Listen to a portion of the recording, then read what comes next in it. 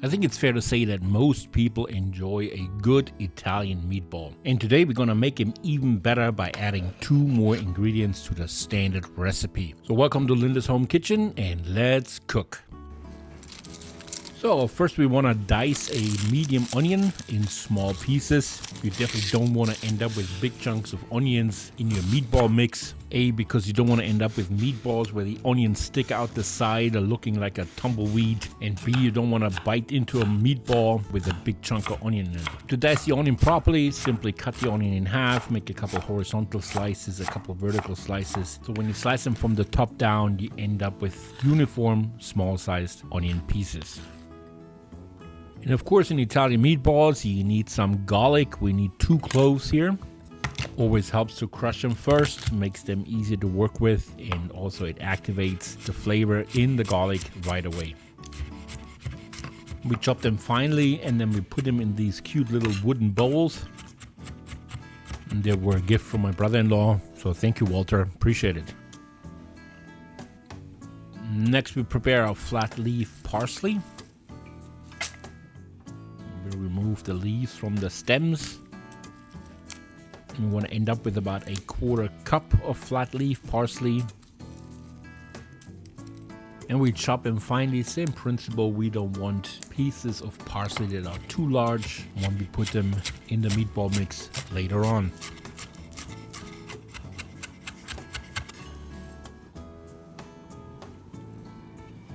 So now we pour some olive oil in a skillet over medium heat.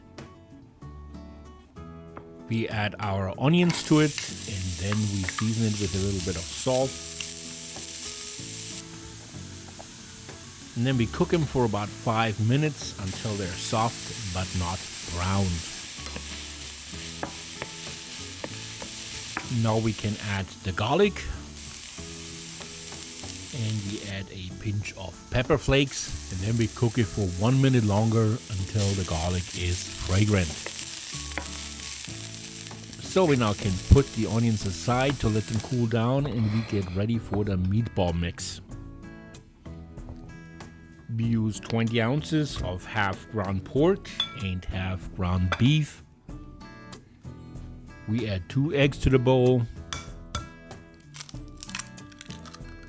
In the first extra ingredient, 3/4 cups of grated parmesan cheese.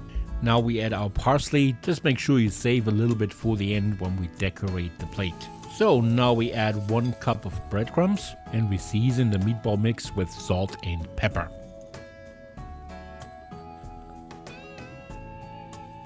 The onions have cooled down by now, so we can add them as well. So, and now we combine all the ingredients really well. As you keep mixing it, we'll start noticing that sticky sound. That's when you know you have the perfect consistency to form proper meatballs without them falling apart. So now we scoop out about a golf ball sized amount of the meatball mix. We roll it a little bit and then we flatten it out. And then we add the special ingredient number 2, a cube of mozzarella right in the center. And we close it up and we roll it into a ball. By the way, I see it often in other cooking videos where people actually wear these black plastic gloves. I personally think they're not really necessary. As long as you don't have any open cuts on your hands or work, let's say, with really spicy ingredients. Just wash your hands often and you should be fine. Let me know in the comments what you think of the use of gloves in a kitchen. Anyways, we put the meatballs in the fridge for 1 hour so that all the flavors in the meatball can melt together. So now we're ready to cook the meatballs. So we put some olive oil in a large skillet over medium heat and we add the meatballs to brown them. I think these meatballs look really fantastic. Gorgeous pink color. Certainly beats these gray-white looking frozen meatballs from the supermarket. That's what it's all about. Fresh and homemade. Can't beat it. So once they're brown on one side, you keep turning them over and we want to brown them on as many sides as possible.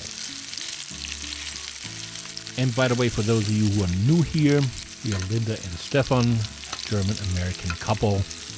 We have 3 children and we live about an hour west of Philadelphia in Pennsylvania. And most of the time we cook at home instead of going out to a restaurant. So these meatballs look great. Let's take them out of the pan.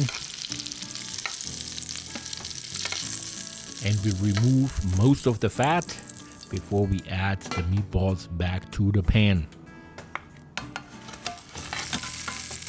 Now we add 24 ounces of marinara sauce.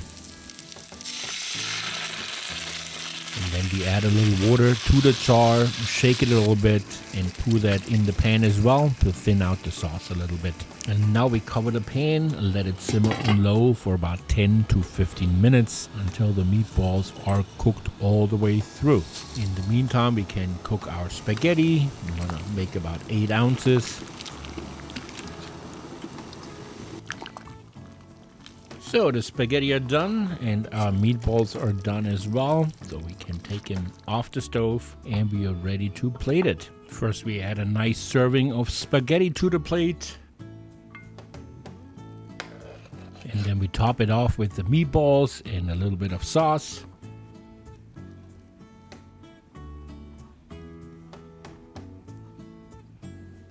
And then you sprinkle a little bit of Parmesan cheese and a little bit of the parsley on top of it. And there you have it, your spaghetti with mozzarella stuffed Italian meatballs. I think this is an amazing recipe. You get the bold flavor of the Parmesan cheese and then you contrast that with the mildness of the mozzarella cheese, all together with the fresh pork and beef. Super flavorful and so satisfying. By the way, we also made a video about IKEA's Swedish meatballs and their brown gravy. If you're interested, just click on the next video. I hope you enjoyed this.